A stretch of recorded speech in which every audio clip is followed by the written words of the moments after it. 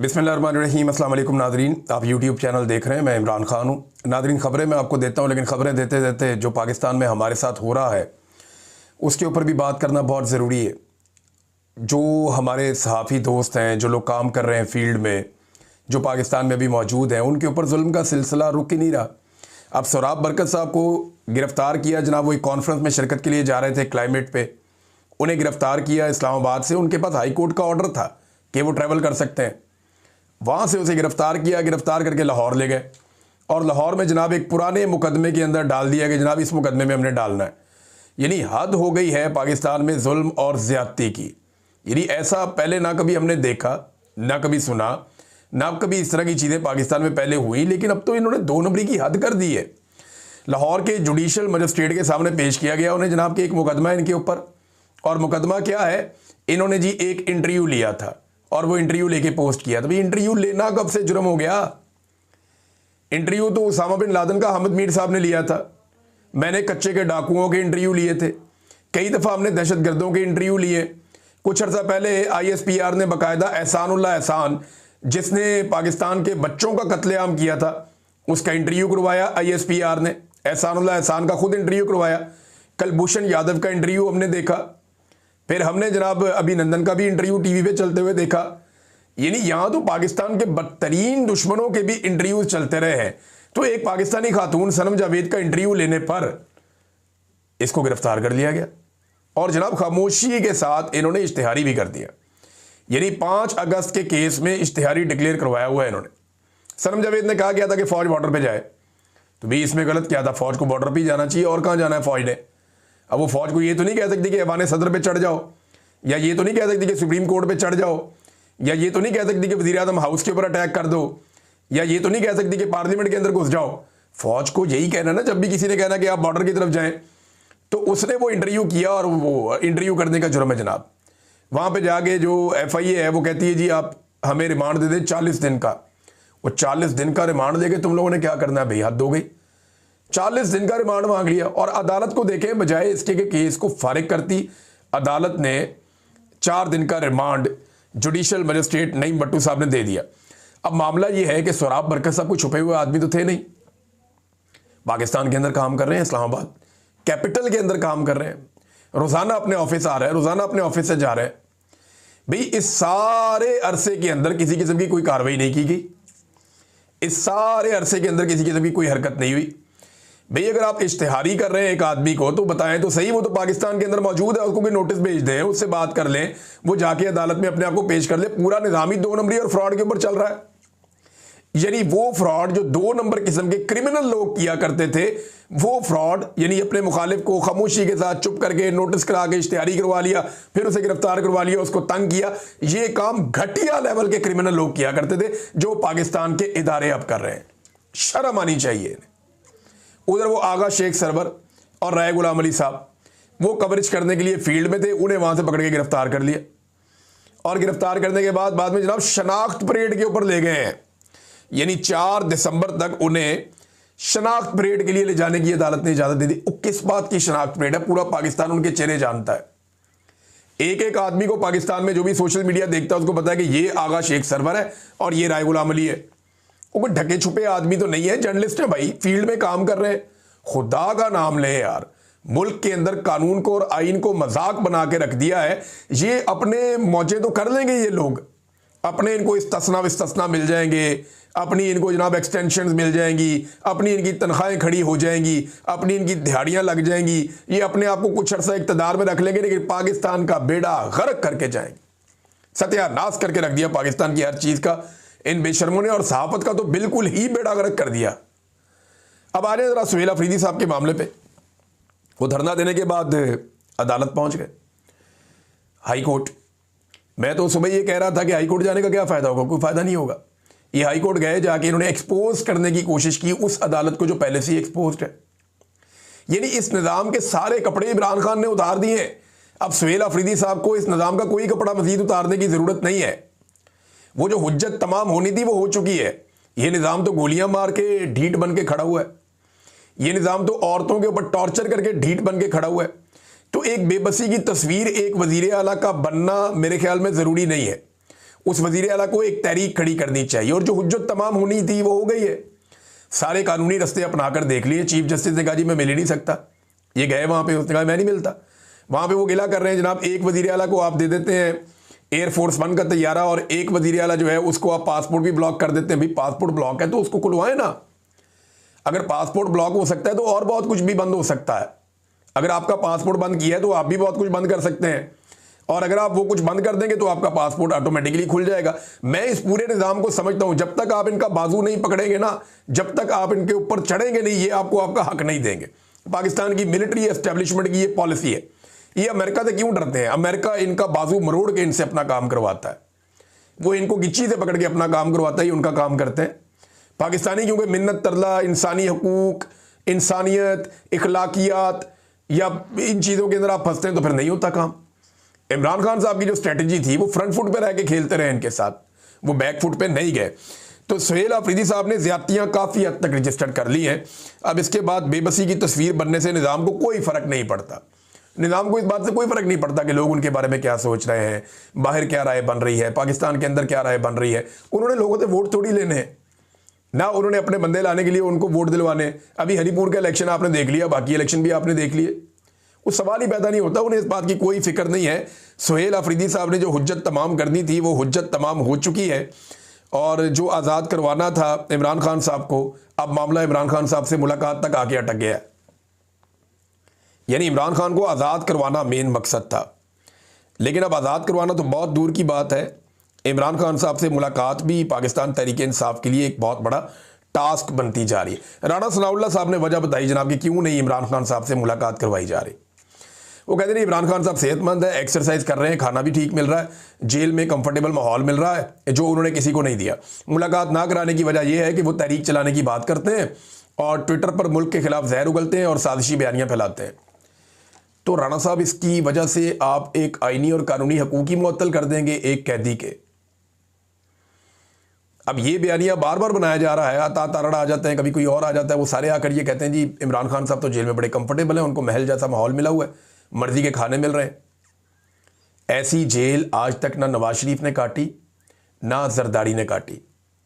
ये लोग सोच भी नहीं सकते जैसी जेल में इमरान खान साहब को रखा हुआ है। नवाज शरीफ की जेल के बारे में उनके अपने साथी और सहाफ़ी बता चुके हैं कि मियाँ साहब की मौजों वाली जेल थी। मैंने बहुत पहले आपको जब बता दिया था कि मियाँ नवाज शरीफ साहब पाकिस्तान से बाहर जाने वाले हैं, उनके जाने से 2-2.5 माह पहले बता दिया था। और बाद में सारे मेरे से ये पूछ रहे थे, मुहित पीरज़ादा समेत, कि आपको ये कैसे पता चला।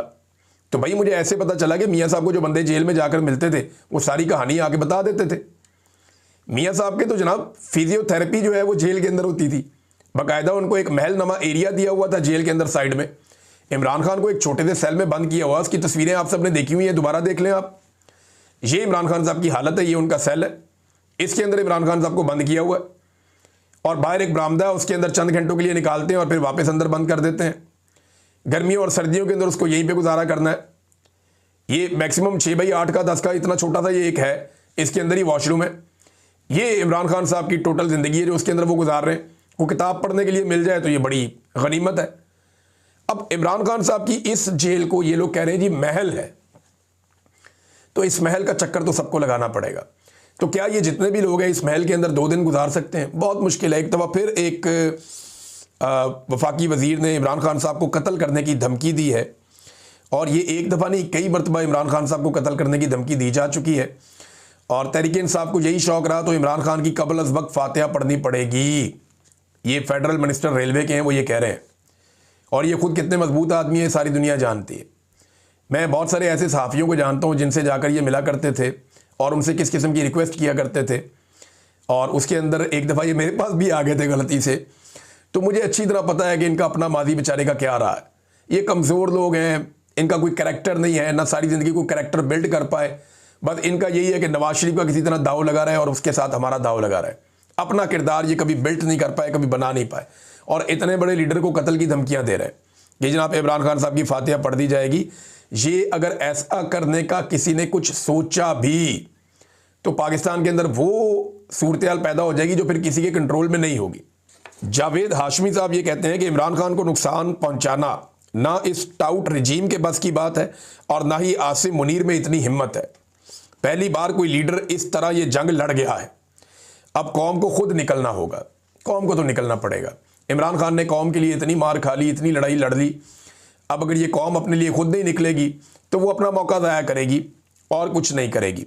जावेद हाशमी के अलावा इमरान खान साहब की बहनों ने भी ये कहा कि अगर इमरान खान को कुछ हुआ तो ये इनकी नस्लें तबाह हो जाएंगी जो लोग ये करेंगे। और मैं आपको कैटेगोरिकली कह रहा हूं कि इस वक्त पाकिस्तान के रजीम के जो मालिकान हैं, जिनमें आसिम मुनीर साहब हैं, शहबाज शरीफ साहब हैं, नवाज शरीफ साहब हैं, जरदारी साहब हैं, इनकी नस्लें पाकिस्तान में सियासत करने को तरस जाएंगी। इनकी नस्लें पाकिस्तान में अपनी बका के लिए तरस जाएंगी। जो इनके साथ पाकिस्तानी अवाम करेगी अगर खुदा ना खास्ता इमरान खान को कुछ हुआ तो। और जो मैं कह रहा हूं ना, ये होना ऐसे ही है जैसे मैंने एक दफा पहले अर्ज किया था कि आप फंस जाएंगे, ये पंगा मत लेना, ये आपके गले में पड़ जाएगा जलता हुआ टायर और आपसे ये ढोल नहीं बजेगा। मैंने इनको ये पहले कहा था, इन्होंने बात नहीं मानी, ये फंस गए। अब मैं दोबारा ये गुजारिश कर रहा हूं कि अगर इमरान खान को कुछ भी हुआ जेल के अंदर तो इनकी नस्लें जो हैं वो इसको भुगतेंगी बाद में।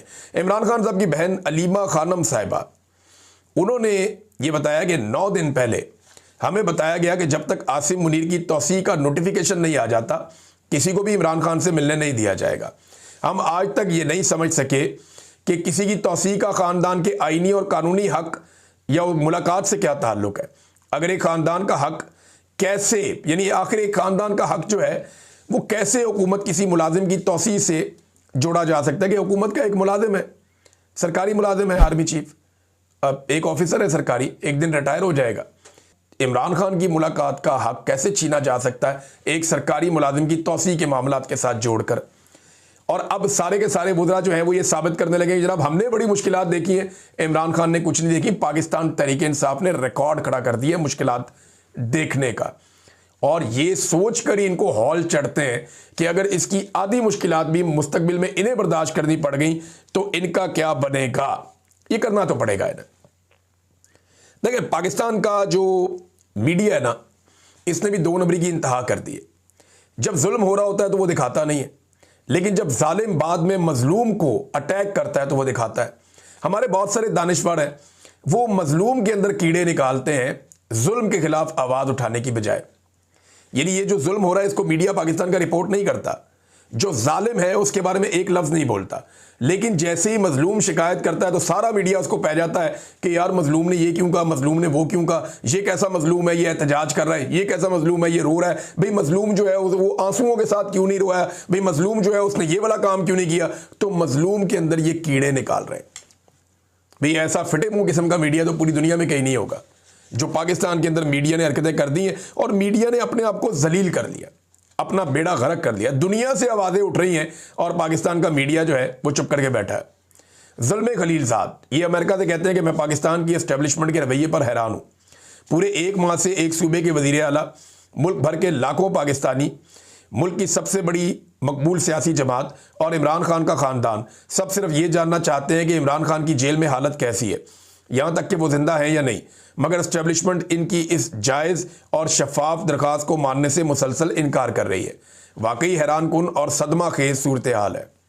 ये ज़ुल्म खलीलज़ाद कह रहा है। इमरान खान साहब के बेटे का स्टेटमेंट मैंने आपको बताया था, पिछले वीलॉग में आपको मैंने पढ़ के सुनाया। ज़ुल्म खलीलज़ाद ये बात कर रहा है और वो जानबूझकर एस्टेब्लिशमेंट का नाम ले रहा है, अदालत का नहीं ले रहा, क्योंकि अमेरिका समेत पूरी दुनिया ये जानती है कि पाकिस्तान को इस वक्त मिलिट्री एस्टेब्लिशमेंट चला रही है, कोई और नहीं चला रहा। पाकिस्तान जो है वो मिलिट्री एस्टेब्लिशमेंट के कंट्रोल में है और वही इसको चला रहे हैं। और जितना जुल्म इन्होंने इस मरतबा कर दिया है, इतना जुल्म माजी में कभी पाकिस्तान की मिलिट्री एस्टेब्लिशमेंट ने नहीं किया था। नादरीन, एक और बड़ी इंटरेस्टिंग खबर है। नवाज शरीफ साहब ने पहली दफ़ा छोटा सा इनकलाबी स्टेटमेंट दिया और साथ ही दौड़ गए।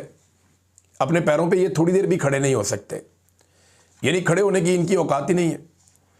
मियाँ साहब ने कहा जी इमरान खान को लाने वालों को भी सज़ा दी जाए, साथ ही सारी दुनिया ने कहा लाओ जी दसो कौन लेके आया, बताएं ना मियाँ साहब कौन लेकर आया। जनरल बाजवा लाया, जनरल फैज़ लाया, जनरल नदीम अंजुम लाया, जनरल आसिम मुनीर लाया, जनरल आसिम सलीम बाजवा लेकर आया, जनरल आसिफ गफूर लेकर आया। कौन लेकर आया इमरान खान को? जर्नैल ही करते हैं ना, जजों की तो औकात ही कोई नहीं है। जज तो बेचारे इशारों के ऊपर चलते हैं, हमेशा से ऐसे ही करते चले आ रहे हैं। कोई जज खड़ा हो जाए तो उसको निशान इबरत बनाया जाता है, जैसे आजकल जजों को बनाया जा रहा है, जो मोहसिन अख्तर कियानी साहब के साथ किया जा रहा है, जो मंसूर अली शाह साहब के साथ किया गया, जो अतर मनल्ला के साथ किया गया, जो माजी में और जजों के साथ भी होता रहा, अभी भी वही हो रहा है। तो सवाल ये पैदा होता है कि नवाज शरीफ किसको समझता है कि वो जिम्मेदार है? जर्नैलों को ही समझता है ना। तो कोई एक जर्नैल नवाज शरीफ बताए जिसको सजा दी गई हो। नवाज शरीफ ने ये बयान तो दे दिया, लेकिन उसके बाद नवाज शरीफ का बाजू मरोड़ा गया।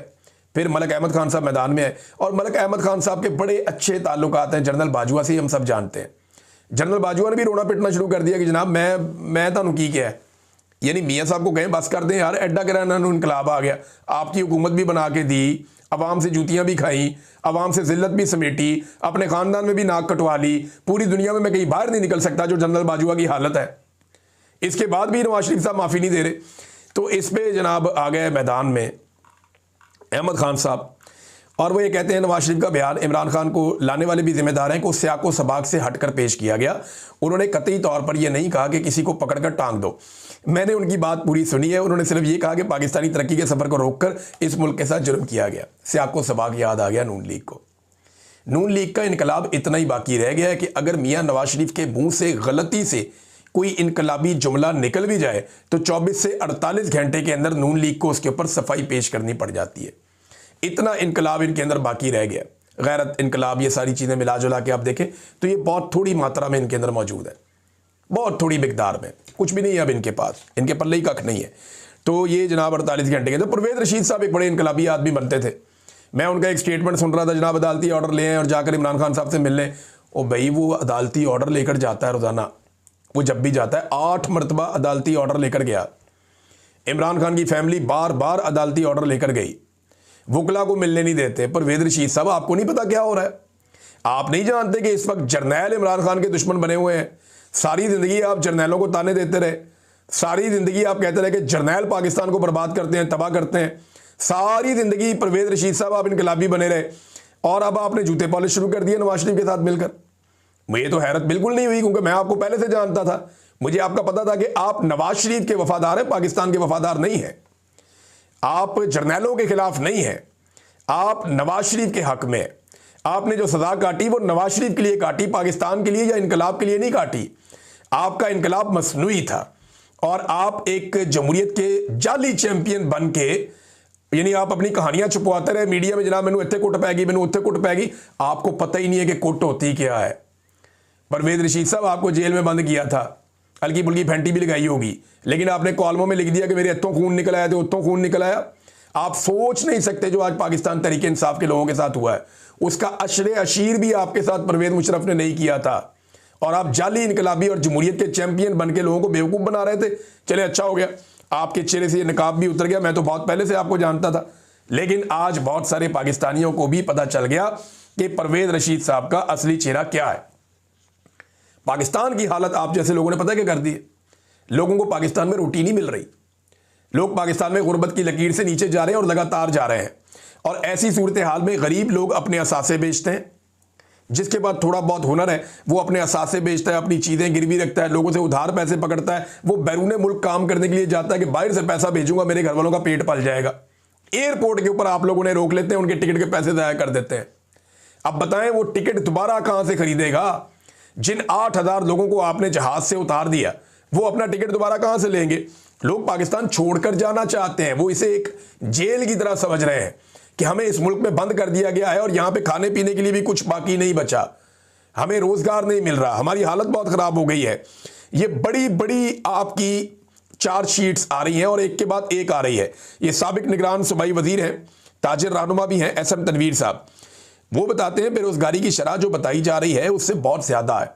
फैक्ट्रियां लगातार बंद होती चली जा रही हैं, एक के बाद एक चार्जशीट आ रही है। आईएमएफ की पूरी चार्जशीट आप लोगों ने पढ़ी, आप लोगों ने सुनी, आपको आइडिया हो गया, बेड़ा गर्क हो गया। बेरोजगारी पर सरकारी रिपोर्ट आ चुकी है कि पाकिस्तान की तारीख में इतने बड़े पैमाने पे लोग बेरोजगार नहीं थे। गवर्नर स्टेट बैंक का स्टेटमेंट भी आपके सामने है। हफीज पाशा साहब बड़े जबरदस्त एक मुआशी एनालिस्ट है, वो कहते हैं जी लेबर फोर्स का 2024-25 का सर्वे कह रहा है कि पाकिस्तान में 7.1% लोग बेरोजगार हैं। एक साल पहले का जो सेंसस था उसके मुताबिक पाकिस्तान में बेरोजगारों की शरह 22.1% थी, अब उससे आगे और मजीद चली गई है। 1,80,00,000 नौजवान बिल्कुल बेकार बैठे हैं। इतना बड़ा नंबर तारीख में वो कहते हैं मैंने कभी नहीं देखा। फिर जनाब पाकिस्तान का जो एक करप्शन परसेप्शन इंडेक्स है उसकी ताज़ा रैंकिंग में पाकिस्तान 180 ममालिक में 135वें नंबर पे आ गया। तो ऐसे मुल्क के अंदर कौन इन्वेस्टमेंट लेकर आएगा? और इस सारी सूरत हाल के अंदर ना इनको अभी भी समझ नहीं आ रही। इनकी तरह आप गेमें चेक करें, ये कर क्या रहे हैं। ये SIFC के जो जनरल साहब हैं, लेफ्टिनेंट जनरल सरफराज अहमद साहब, ये जनाब जुमेरात वाले दिन एक रोड मैप लेकर आ गए और ये शहबाज राणा साहब ने खबर दी है। रोड मैप लेकर आ गए, जनाब इकॉनमी ऐसे ठीक नहीं होगी, हम इसको कम्पिटिटिव बनाएंगे और इसको सस्टेन करवाने के लिए जो है वो हम कुछ मजीद चीज़ें करेंगे, वो टैक्सेस को कम करेंगे, कुछ हम इंटरेस्ट रेट जो है उसको कम करेंगे और इस तरह की चीज़ें हमें करनी पड़ेगी। जनरल साहब दा की तल्लक, जनरल साहब का क्या लेना देना मईशत के साथ? भाई मईशत के एक्सपर्ट्स बुलाओ। SIFC के बारे में ये मैं तो नहीं कह रहा ना, हाफिज अब्दुल्ला साहब का स्टेटमेंट ही सुन लें आप। वो कहते हैं मुल्की मईशत की बेहतरी के लिए SIFC बनाया गया और कहा गया कि अब सैकड़ों बिलियन डॉलर्स आएंगे। लेकिन हालिया IMF की मुबैना रिपोर्ट से मालूम हुआ कि SIFC के जरिए अपने लाडलों को ठेके दिए जाते हैं, कोई शफाफियत नहीं है और ना सैकड़ों बिलियन डॉलर की सरमायाकारी पाकिस्तान में आई, कुछ भी नहीं आया। SIFC बनाया था कि जो तरीके से इकॉनमी चलाई जा रही है उस तरीके से नहीं चलेगी। अब SIFC बनाने के 3 साल के बाद आकर जनरल साहब बता रहे हैं कि तरीकाकार अभी भी गलत है। भाई 3 साल के अंदर आपको सिर्फ तरीका समझ आया और अब आप एक नया फॉर्मूला लेकर आए। आपका ये फॉर्मूला भी ना चला। पाकिस्तान में एक ही फॉर्मूला चलना है, रूल ऑफ लॉ, मैंडेट का एहतराम, आज़ादी इज़हार राय, आज़ाद अदलिया। ये चीज़ें आप करके देख लें और फिर आप देखें पाकिस्तान के अंदर इन्वेस्टमेंट भी आएगी, पाकिस्तान में कारोबार भी चलेगा, पाकिस्तान की मईशत भी बेहतर हो जाएगी, सारी चीज़ें ठीक हो जाएगी। आप मैंडेट का एहतराम करें, अवामी नुमाइंदगान को फैसले करने दें, पाकिस्तान में रूल ऑफ लॉ कायम रहने दें, यानी सबके लिए कानून एक जैसा होना चाहिए। पाकिस्तान में आज़ादी इज़हार राय होनी चाहिए ताकि मीडिया हर गलत चीज़ की निशानदेही कर सके और पाकिस्तान के अंदर अदलिया को आज़ाद होना चाहिए ताकि अदलिया लोगों को इंसाफ दे सके, जुल्म और ज्यादती को रोक सके। ये आप करके देख लें, पाकिस्तान की मईशत फौरन ऊपर चली जाएगी। जनरल साहब तुसी जड़े मर्जी फार्मूले ले आओ, आप इधर से फार्मूला लाएं, इधर से फार्मूला लाएं, जोन सा मर्जी फार्मूला आप ले आएं, जोन सा मर्जी रोड मैप आप बना लें, जब तक आप इन 4 चीजों पे अमल दरामद नहीं करेंगे और मिलिट्री एस्टेब्लिशमेंट बॉर्डर पे वापस नहीं जाएगी, तब तक पाकिस्तान की मईशत ठीक नहीं हो सकती। आप उल्टे लटक जाए, आपने 3 साल में सब करके देख लिया, आप 30 साल और लगा के देख लें। हम भी यहीं बैठे अगर अल्लाह ने जिंदगी दी और आप भी यहीं पे, हम आपको 30 साल के बाद बताएंगे कि आपने बेड़े ही गड़क करके रख दिया। वैसे इतना टाइम आपको मिलेगा नहीं। अब तक के लिए इतने, अपना ख्याल रखिएगा, अपने चैनल का भी। अल्लाह हाफ़िज़।